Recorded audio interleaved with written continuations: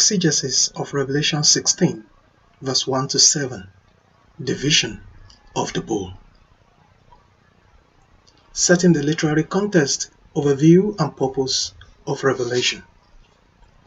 The text in the wider context of the book of Revelation, written by John, conveys a particular message to the Christians that were living under the oppression of the Roman rule.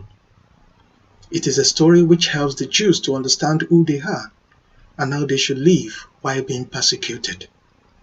Revelation is full of imagery and allusions to the Old Testament scriptures. It reveals the present and explains the future.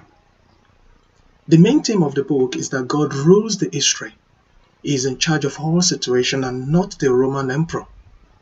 In this book, John is communicating to his audience about perseverance in persecution. The book developed from the vision of the risen Christ, the heavenly throne room, and the letters to be disseminated to the churches and read aloud, which you find in chapter 1 to 5. This introductory segment set the scene for the series of judgment of God on evil in the vision of the seals, the trumpet, and the bowls. From this text, the writer wants his reader to see a link to the previous plague. They were all clearly signposted in sevens. They seem to be cyclical in structure, and they were progressive and intense. Genre. This book is a letter, an apocalypse, and a prophecy. And to summarize this, Burkham concluded that Revelation seems to be an apocalyptic prophecy in the form of a circular letter to 7 churches in the Roman province of Asia. Historical background of Roman persecution. At the time of Nero, the Roman emperor of Rome, the Christian church were held in captivity, and there was great oppression and persecution of God's people. On the street were several images which was meant to remind the people that the emperor is in charge, and anyone who disobeys his instruction shall be killed.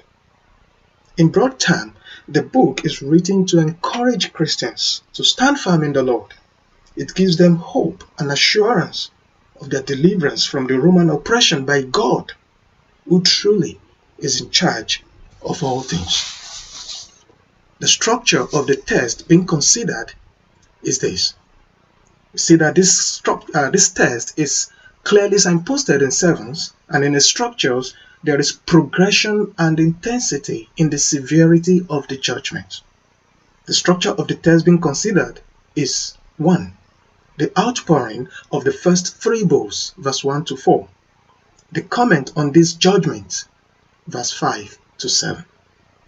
Because of the limitation of this presentation, a decision was taken to cut the exegesis of this chapter at verse 7 before the outpouring of the 4th bowl.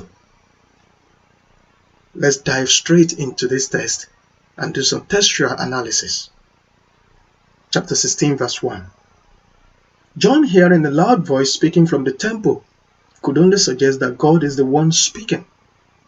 Earlier in chapter 15, God is described as the one in his heavenly temple, an allusion to Isaiah chapter 66, verse 6. It shows that God is in control of this destruction. He gave instructions to the 7 angels to pour out God's wrath, which is an indication of God's judgment. These bowls links up with a cry for justice through the prayer of the saints, chapter 5, verse 8. And the judgment of God, which is poured out, is the answer to this cry. Verse 2 to 4. These verses shows the outpouring of the first 3 bowls of the wrath of God. Harmful and painful sores, sea and spring waters turned to blood reminds the Christians under the oppression of the Roman rule of the Exodus event in chapter 7, verse 11 of the book of Exodus. Garner argued that the painful sore is just as metaphorical as the bowls are metaphorical of God's judgment, but it seems more likely to be a motif of the Egyptian plague, which the Jews will remember from their history. Those who have the mark of the beast can be described as those who have rejected God. The second bowl, in terms of similarity, is very much similar to the second trumpet in the plague of the trumpet, which you find in chapter 8, verse 8 to 9. In relation to the allusion to the test of the Egyptian plague, the first bowl alluded to the sixth plague, and the second and third bowl alluded to the first plague. This plague are complete reversal of creation, bringing the wrath of God on the wicked, and it is only the Creator who can do this. It shows that God is in charge of all things and not the Roman emperor. Verse 5 to 7. There is a pause in this verse which was meant to give comments on this judgment. John helps his readers to understand that these judgments are on those who are persecuting God's people. Judgments here are appropriate to the crime committed, and God is just in his judgment. By this judgment, God answers the prayer of the martyrs. The angel gives praise to God, and the identification of God as the Holy One by the writer shows that God is sovereign and he is almighty, is in control and in charge of all things. But what does this mean for us Christians today? First, let's consider what it means for the first century Christians.